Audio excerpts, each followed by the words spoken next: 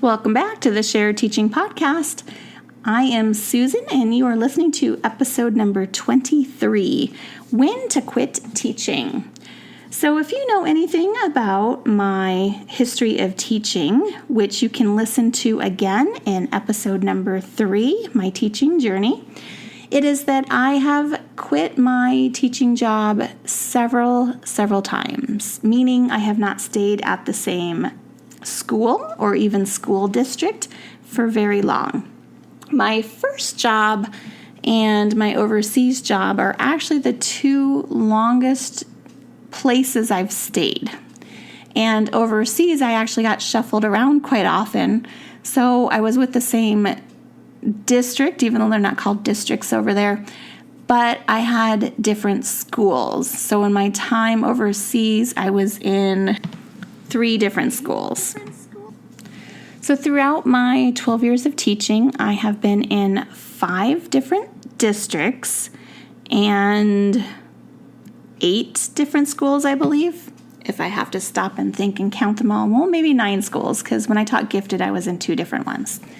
So I've had a lot of movement, and the reason for that is because usually I'm one that really does not like change. I like to just stay where I'm at. Give me, the same grade level year after year, and I'll just work on it, perfect it. But for some reason with teaching, I kind of get a little antsy. And sometimes you just need that change, or sometimes there's things out of your control that cause you to need to change. So go ahead and listen to that episode number 3, My Teaching Journey, and you'll know what I mean. I'm not going to go through the whole thing again, but really fast recap is that I was teaching first grade and I switched to gifted, so that was a different district. And then I went from gifted to teach overseas. And then while I was overseas, I was in first grade. Then I went to kindergarten. And then once I was in kindergarten, I moved to a different school and went to second grade. Then I came back to America where I was teaching 4th grade. And then I left that to work for a nonprofit, which was a very cool program, which I've talked about here before. And then I went from that to where I am now, teaching 2nd grade. And I've been here 2 years, and I've been at 2 schools. So it can be a little crazy, and your teaching journey can look a lot like mine, or it can look very different with just one school, maybe even one grade level for most of your career. Or maybe you're just starting out and you're realizing how absolutely crazy teaching is and how insane teachers have to be to do this year after year. But the good news is that sometimes we do get a little time to recuperate, such as summer, spring, and winter, right? But not always. Like, I'm teaching a month of summer school a month, so I get 1 month off for summer, and then I'm teaching for 1 month. So the second month of summer is probably going to be me getting ready for back to school, and there goes the summer. But that's okay. It's what I signed up for. So the first reason I have for why you might want to quit teaching is usually the reason that makes me quit, and it is administration. So when you're thinking about your reasons to want to quit teaching, you want to look at your administration and how they make you feel as a teacher. The 3 things that I really want my admin to have is I want them to be supportive, I want them to have an open door policy, and I want them, this goes with the open door, be able to vent to them. Because if I can't feel like I can approach them and talk to them, it's going to be very hard for me to have some kind of job satisfaction with my work, because I want to be able to go and say, okay, this didn't work right, or I'm not really happy that this is happening. Can you kind of explain to me your reasoning why we're doing this? And I want a principal that will have that dialogue with me.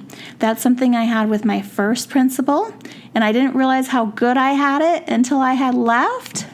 So when you don't have that from your administration, it can make it very difficult to want to continue teaching.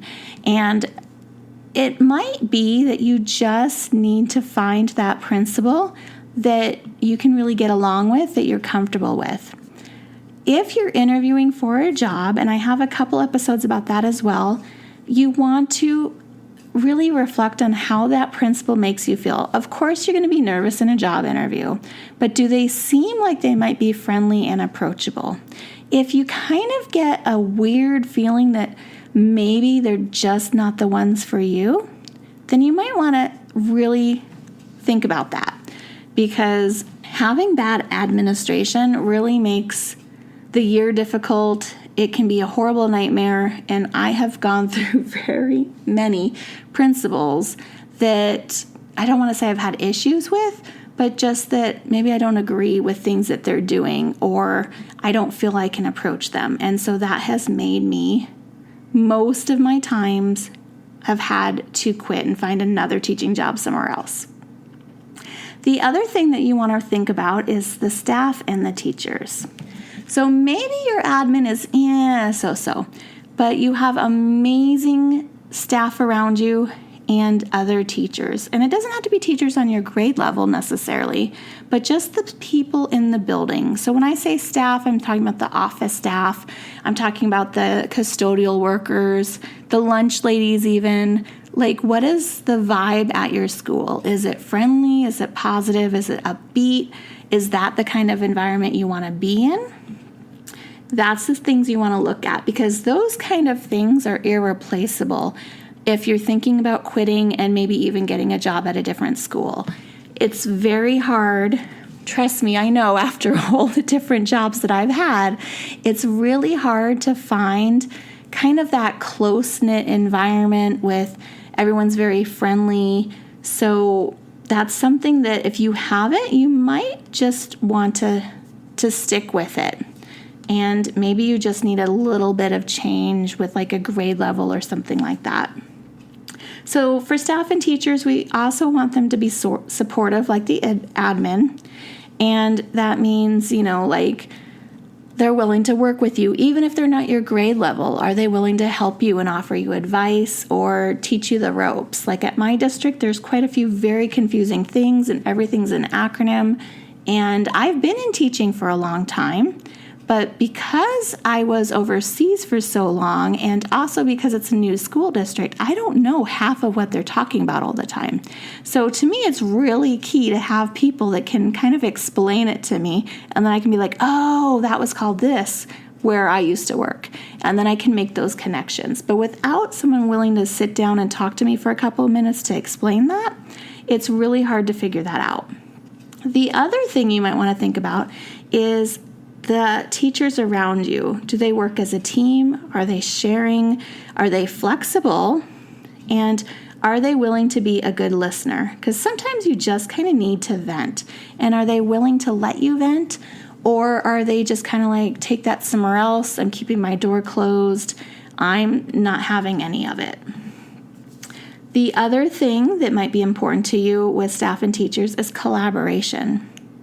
So that is kind of the heart of my idea behind shared teaching, is because I've been at a lot of schools and I always seem to be missing that collaborative piece. When you see Instagram and other teachers have their tribe and their friends and their teaching besties, that's amazing. And that's what I want to have. And I don't usually get that where I'm working. So if that's important to you, you want to look at how do those teams work together. And you especially want to ask that in an interview to see if the principal is on board with kind of helping foster that collaboration or not. And then the last thing under staff and teachers is the ownership and flexibility.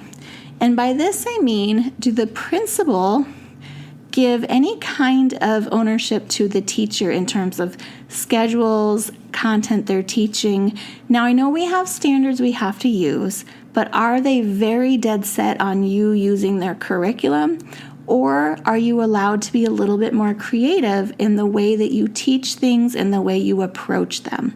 If you're allowed to do that and you are a creative individual, then that's going to be really important to you when you're looking for a new school, or you're deciding you're just going to be done and you're moving on with teaching.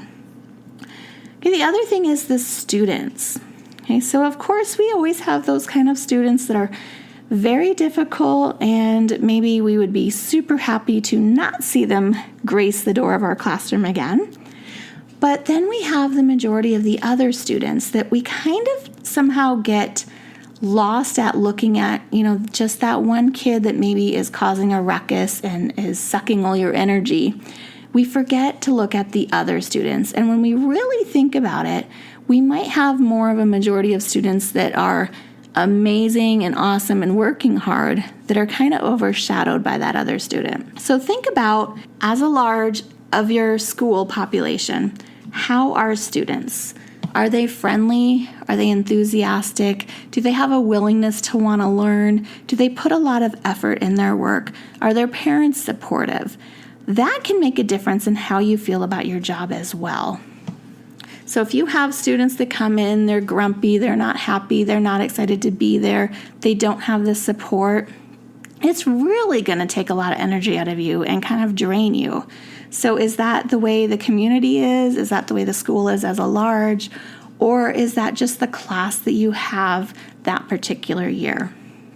The last thing that I look at when I'm thinking about when to quit teaching is the job satisfaction. And I put this last because all of these things that I've been talking about go under your job satisfaction. Do you feel fulfilled? Are you truly making a difference at the teaching job that you're at? If you feel like all you're doing is pushing data and making sure the kids are there for attendance and you become like the attendance clerk or the dress code enforcer, then maybe that's not the right school for you. And the other thing goes with fulfillment is, are you enjoying the job? So if you're not enjoying the job, it might not mean quit teaching altogether. It might just mean you're not at the right school that's the best fit for you. And sometimes you do have to go through quite a different schools or even a few school districts to find the one that you are going to be the most happy with, that you can stick to it for a while. So those are the reasons I would say to find another school. Maybe it's difficult administration, difficult staff or teachers that are around you, the atmosphere of the students in general, and how the job is making you feel. So if all of those are not ticking any boxes for you and you're just like, I've had it all, I'm done with it, this might be the time you're finding a new job that's a teaching job, but just somewhere else to give you a different environment. And then if you still feel that way after making that change, then you might know that you definitely want to quit teaching. So other reasons, of course, to leave teaching are maybe you can get way more money somewhere else and you really need that stable financial income, which, believe me, I totally get. Other jobs have much better health care and better benefits, especially towards retirement. If they have an employer that matches like your 403B plan or something like that. Some school districts used to do that, by the way, and they might still, but none that I have worked at in quite some time. So that might be another reason that you decide to just leave teaching. The hours is always a big reason because we all want to have more time at home, more time with our families. If COVID has taught us anything, it's that importance of spending time with family. So working this many hours at a job that we are just not loving gets harder and harder. And if we can have a job that pays more and gives us less hours where I'm just working, let's say 9 to 5, and then I'm home and present with my family, not with a computer in my lap typing up lessons or grading papers, then it might be incredibly worth it to you. And then the other reason is stress and health reasons. Those are also two very big reasons why teachers decide to quit teaching, because you don't want to mess with your health, right? It's the one thing that you have that's most important that you have to keep. So if the job is endangering your health, then of course you might have to make that difficult decision to leave teaching. So I hope this kind of gave you a little bit of an oversight on what to think about.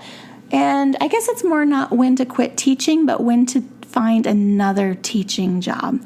So if you have any more suggestions or ideas on what we should do if we're deciding to quit teaching or just move to a different school, or maybe you have a story that you want to share about when you knew it was time to leave the job, go ahead and leave me a comment on this post at thesharedteaching.com/podcast, or you can also leave me a recording that you can send through the Google Doc that is also on the show notes screen. Thank you so much for being a listener, and I will see you next Wednesday with a new episode. Bye for now.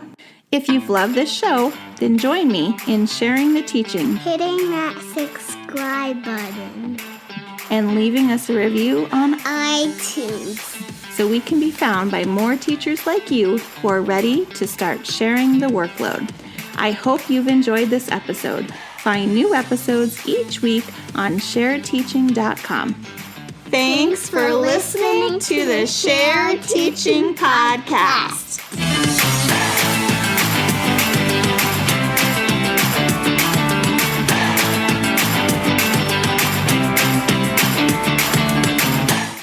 Three different schools? Let me think. First, second, let's see. Yeah, three. And she's no longer with that school. She's with a totally different school district even. Being a good listener, or not a good listener.